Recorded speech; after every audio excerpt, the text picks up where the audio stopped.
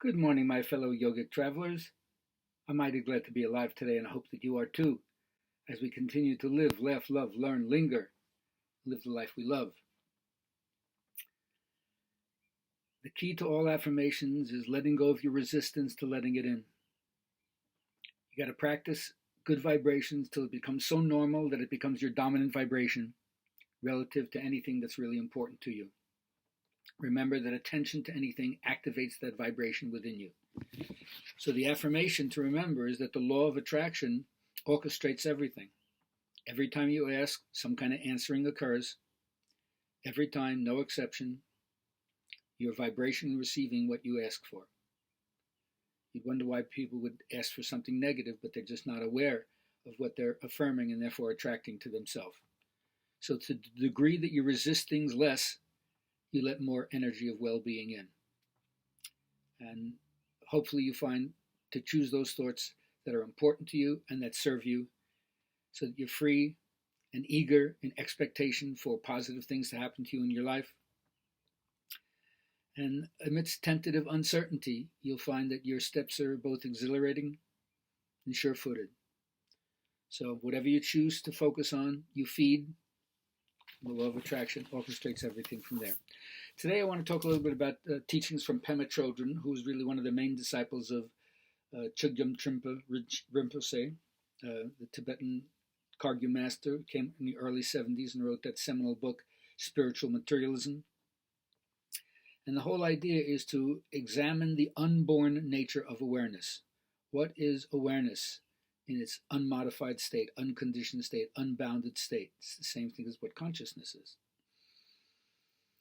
So the whole idea is to use meditation that every time you sit, you learn to have a fresh take and not see things again based on the concepts that you've already understood or have been conditioned to use as a microscope through which you look at things.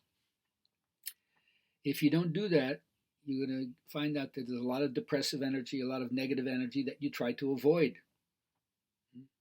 Because underneath that fear is a tender shakiness that most people, they resist, because that's feeling your humanity.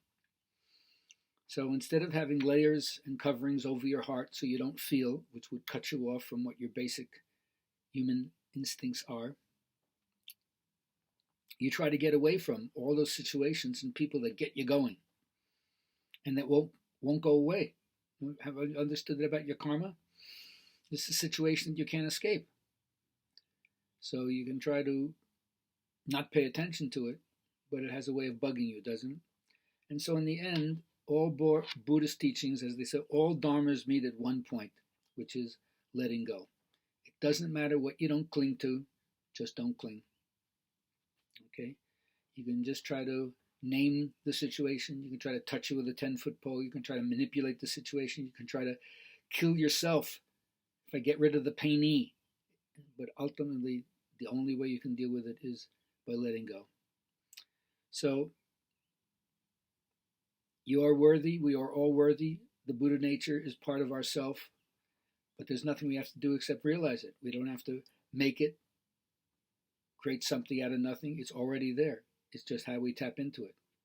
So a lot of it has to do with looking at what's unacceptable and allowing it to be first, and then it transitions, right? You can't change what you wish would be, because what you wish would be doesn't exist, but you can change what is.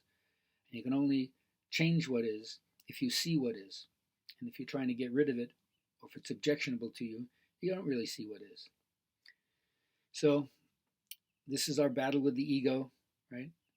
The room in our head that's always trying to get everyone and everything to suit yourself, to get it your own way, have it your way, as they say in McDonald's. But once you understand that the mess of life is not an interruption, and it's not a mistake, it's part of the Buddha fields. It's part of